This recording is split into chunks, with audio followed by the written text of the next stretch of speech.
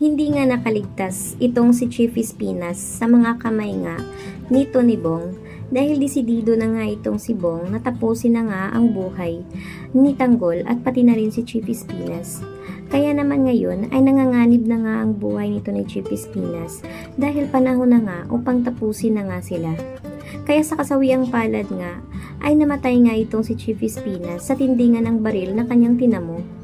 At dito ay nagulat naman ang lahat ng mga tao doon nga sa bilibid dahil sa biglaan nga nitong pagputok ng baril ni Bong. Kaya nagsisimula na ang kaguluhan at pati nga itong si Tanggol ay biglang na pati nga si Tanggol ay alam nga niya na mangyayari nga ito. Kaya ngayon ay nabigla ang lahat dahil nga pinaputukan nga ng una itong ang si Chief Espinas. Kaya naman sinundan nga nila itong si Bong, lalong-lalo na si Tanggol dahil si Bong ay bigla ngang nagpunta doon nga sa tindahan nga ni Bubbles upang gawin nga ang kanyang plano na gahasain nga niya ang dalagang ito.